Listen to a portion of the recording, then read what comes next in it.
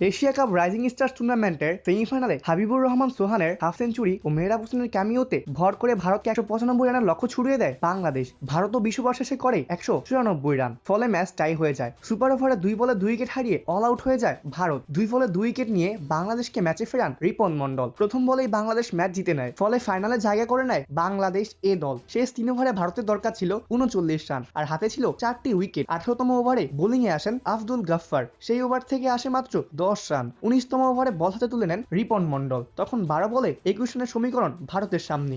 দ্বিতীয় বলেই নেহাল ওয়াধারাকে ফেরান অধিনায়ক আকবর আলীর ক্যাচে। পরের বলেই রিপন আউট করেন রামানদীপ সিংকে। 11 বলে 17 রান করে ফেরেন এই ভারতীয় ব্যাটার, ফলে সেই ওভার থেকে আসে 5 রান। শেষ ওভারে ভারতের দরকার ছিল 16 রান, বল করতে আসেন রাকিবুল হাসান, সেই ওভারে আসে 15 রান, ফলে ম্যাচ টাই হয়ে যায়। শেষ বলে 4 মারলেই জিতে যেতে পারত ভারত এ দল। সেই বলটি লং অনে ঠেকে 1 রান নেন হার্ষ দুবে, তবে বাংলাদেশ ওভার থ্রু করে আরো 2 রান খরচ করে, ফলে ম্যাচটা টাই হয়ে যায়। ওপেনিং জুটিতে ভারত যোগ করে 53 রান। বৈভব সূর্যবংশী আউট হন 15 বলে 38 রানের ঝড় ইনিংস খেলে। আরেক ওপেনার প্রিয়াংশ আয়েরিয়া 23 বলে করেন 44 রান। যদিও ব্যর্থ হয়েছেন নামান ধীর, তিনি 12 বলে 7 রান করে ফিরে যান। অধিনায়ক জিতেশ শর্মার ব্যাট থেকে আসে 23 বলে 33 রান।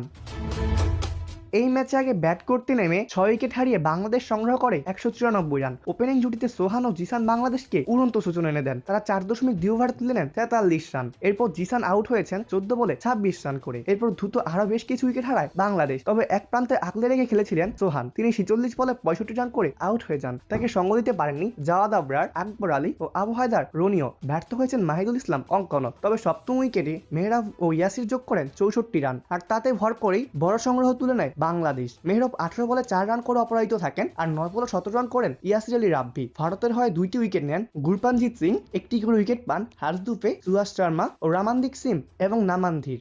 অপূর্ব দাস, ক্লিভাস নিউজ।